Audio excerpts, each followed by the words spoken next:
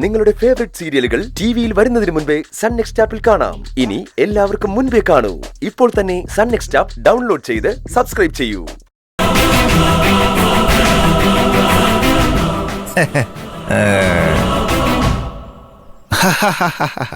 നിന്റെ അനിയൻ എന്തു പറഞ്ഞടാ? എന്റെ അനിയന് എന്നോട് എന്തൊരു സ്നേഹമാണമ്മേ. എന്റെ ജീവിതത്തോട് അവന് ഭയങ്കര പ്രതീക്ഷയാ. എനിക്ക് നല്ലൊരു ജീവിതം ഉണ്ടാവാൻ അവന് കൊതിയാണമ്മേ. ഇതറിയാതെ അവനെ നമ്മൾ വെറുതെ സംശയിച്ചു. എന്റെ കണ്ണ് നിറഞ്ഞ് തുളുമ്പുന്നമ്മേ. ശ്രേയ എന്റെ ലൈഫിൽ വന്നാൽ നമ്മുടെ കുടുംബത്തിൽ സന്തോഷം ഉണ്ടാവില്ല. അങ്ങനെ ഇങ്ങനെ അങ്ങനെ കുറെ പറഞ്ഞമ്മ എന്നോട്. അങ്ങനെ പറഞ്ഞോ അവൻ? എന്റെ കാല് പിടിച്ചില്ലെന്നേ ഉള്ളൂ. അതിനുവേണ്ടി തലകുത്തി മറിയായിരുന്നു.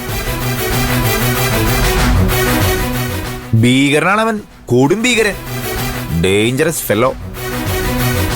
ആദ്യം കാല് പിടിക്കും, കാര്യം കഴിഞ്ഞാ കഴുത്തെ പിടിക്കും. അതാണ് എന്റെ അനിയൻ. അരവിന്ദേട്ട മതി. ആരാ അത്? നീയാണോ? അരവിന്ദേട്ടന് നല്ലത് വരണമെന്ന് ആഗ്രഹിച്ചു പോയില്ലേ? അതുകൊണ്ട് അക്കുച്ചേട്ടൻ കൊള്ളരുതാത്തവൻ തന്നെയാ. അരവിന്ദേട്ടന്റെ ജീവിതം നശിച്ചു കാണാതിരിക്കാൻ വേണ്ടി അക്കുച്ചേട്ടൻ പറഞ്ഞതൊക്കെ കള്ളത്തരമായിട്ട് തോന്നുന്നുണ്ടല്ലേ? മതി, ഇതിവിടെ വെച്ച് അവസാനിപ്പിച്ചോ. ചാരു, അക്കുച്ചേട്ടൻ എന്തിനാവശ്യമില്ലാത്ത പണിക്ക് പോന്നെ? ഇവിടെ എങ്ങനെ എന്ത് വേണമെങ്കിലും നടന്നോട്ടെ എന്ന് നമ്മൾ തീരുമാനിച്ചതല്ലേ. പിന്നെ എന്തിനാ അരവിന്ദേട്ടനെ ഉപദേശിക്കാൻ പോയത്? നല്ലത് പറഞ്ഞ തലേ കേറില്ലെന്ന് അറിഞ്ഞൂടെ? ദൈവം തീരുമാനിച്ച കാര്യങ്ങള് അക്കുച്ചേട്ടനെ കൊണ്ട് മാറ്റാൻ കഴിയോ? ഓരോരുത്തർ അനുഭവിക്കേണ്ടത് അനുഭവിച്ചേ തീരും. ഹലോ തുണിക്കച്ചവടക്കാരി, അപ്പൊ ഇവന് ബുദ്ധി ഉപദേശിക്കുന്നത് നീയാണല്ലേ? എന്നിട്ട് ഒന്നും അറിയാത്ത പോലെ ഞങ്ങളുടെ മുന്നിൽ കിടന്ന് അഭിനയിക്കുന്നോ?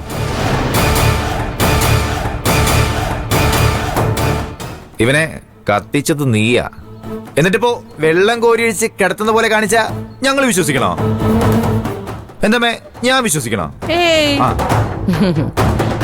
അണയാൻ പോകുന്നതിന്റെ ആളിക്കത്തല നീ ഇപ്പൊ കണ്ടത്. എരുതിയിൽ എണ്ണ ഒഴിക്കാൻ നിക്കല്ലേ അമ്മേ. ഓ, അരവിന്ദ് ആകാശിനെ കളിയാക്കി പറയുമ്പോ അത് തിരുത്തി കൊടുക്കേണ്ടത് അമ്മയല്ലേ? ഡേഡി, നിന്നോടൊക്കെ ഞാൻ പറഞ്ഞതേ ഉള്ളൂ അരവിന്ദിനോട് ബഹുമാനത്തോടെയും സ്നേഹത്തോടെയും പെരുമാറണമെന്ന്. അമ്മ പറഞ്ഞതൊന്നും ഞങ്ങൾക്ക് കേൾക്കാൻ പറ്റൂല. വല്യേട്ടാ, ചെറിയേട്ടൻ അഡ്വൈസ് ചെയ്തത് ഇഷ്ടപ്പെട്ടില്ലെങ്കിലേ അത് കേക്കണ്ട. അതിനെ പറ്റി പറഞ്ഞൊരു വഴക്കുണ്ടാക്കണ്ട. ശ്രേയെ കല്യാണം കഴിക്കരുതെന്ന് ആര് പറഞ്ഞാലും ഞാൻ കേൾക്കൂല. ഇങ്ങനെ ഞാൻ സംസാരിക്കൂ. അപമാനിക്കുകയും ചെയ്യും, നാണം കെടുത്തുകയും ചെയ്യും. മനസ്സിലായ നിങ്ങൾക്ക്? അതാരായാലും.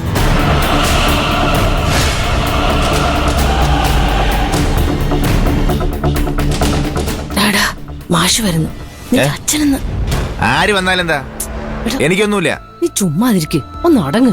നിന്റെ അച്ഛൻ കല്യാണത്തിന് സമ്മതിച്ചല്ലേ, പിന്നെ നീ എന്തിനാ ബഹളം വെക്കുന്നേ? ഒന്ന് അടങ്ങിയിരിക്കവിടെ. ഓ, അച്ഛാ,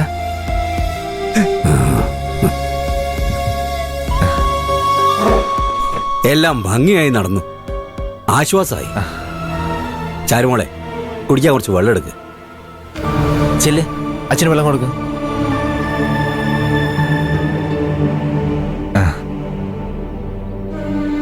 എന്റെ മനസ്സിപ്പോ ശാന്തമായി, ഒരു സുഖമുണ്ട്.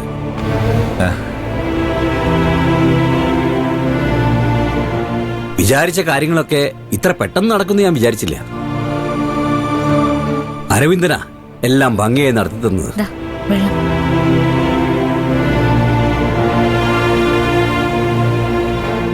അരവിന്ദൻ എന്ന് പറഞ്ഞത് ഞാൻ നിന്നെയല്ല കേട്ടോ. താമരക്കണ്ണുള്ള സാക്ഷാൽ വിഷ്ണു ഭഗവാനെ കുറിച്ചാണ്. ഭഗവാൻ മനസ്സ് വച്ചില്ലായിരുന്നെങ്കിൽ കൈവിട്ടുപോയി എന്ന് ഞാൻ വിചാരിച്ചിരുന്ന എന്റെ സ്വത്തുക്കളെല്ലാം തിരിച്ച് എന്റെ കയ്യിലേക്ക് തന്നെ വരില്ലായിരുന്നല്ലോ.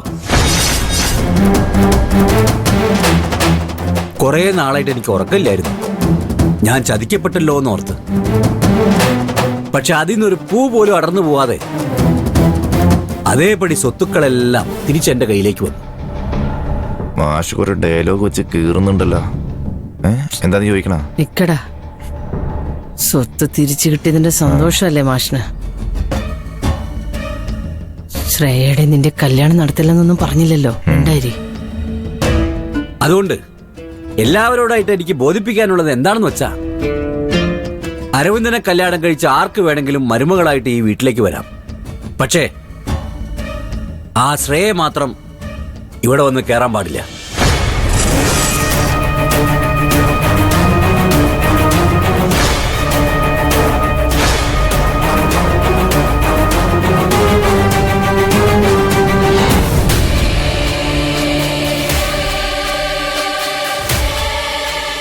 മിസ്റ്റർ അരവിന്ദ്,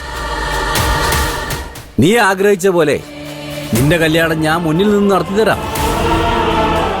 പക്ഷെ ആ ചീഫ് എഞ്ചിനീയർ ശ്രേയയുമായിട്ടുള്ള കല്യാണമല്ല.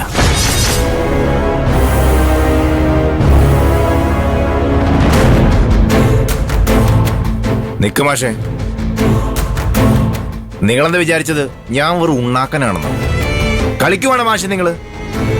നീ ഉണ്ണാക്കനാണോ പിണ്ണാക്കനാണോ എന്നൊക്കെ നീ തന്നെ തീരുമാനിക്കേ. ഞാൻ കാര്യമായിട്ട് തന്നെ പറഞ്ഞതാ, നിന്റെയും ശ്രേയയുടെയും കല്യാണം നടക്കില്ല.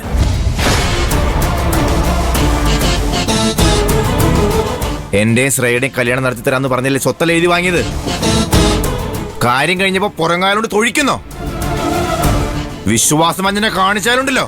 അതേടാ, വിശ്വാസവഞ്ചന തന്നെയാണ്. ഈ കാര്യത്തിൽ എന്റെ ഗുരു നീയാണ്. ഒരാളെ വിശ്വസിപ്പിച്ച് കാര്യം കഴിയുമ്പോ എങ്ങനെ ചതിക്കാന്ന് നീ നിന്റെ പ്രവൃത്തിയിലൂടെ എന്നെ പഠിപ്പിച്ചു. എന്താടാ ഗുരുവേ, നീ അത് മറന്നോ? ആ, മറവി എല്ലാവർക്കും ഉള്ളതല്ലേ, ഞാനതൊന്ന് ഓർമ്മിപ്പിക്കാം. നിന്റെ കയ്യിൽ ഈ സ്വത്തല്ല എങ്ങനെയാ വന്നത്? നീ പണിയെടുത്തുണ്ടാക്കിയതാണോ? ചാരുമോളെ കല്യാണം കഴിക്കാന്ന് പറഞ്ഞ് എന്നെ പറ്റിച്ച് സ്വത്ത് എഴുതി വാങ്ങിയത് ഓർമ്മയുണ്ടോ? എന്നിട്ട് നീ പറഞ്ഞ പോലെ കല്യാണം കഴിച്ചോ?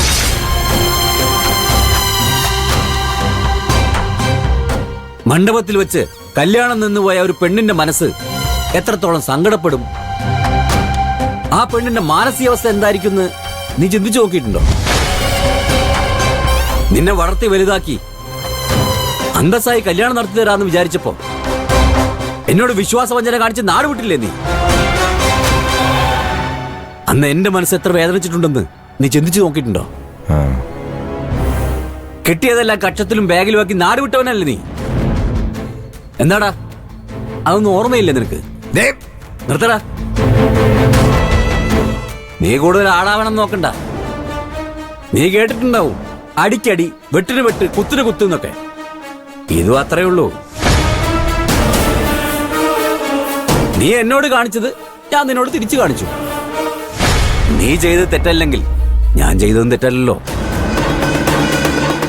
നിങ്ങളൊരു മനുഷ്യനാണോ, ഒരച്ഛനാണോ? അല്ലടി, ടീച്ചർ. നിനക്കൊക്കെ ക്ലാസ് എടുക്കാൻ വന്ന ടീച്ചർ.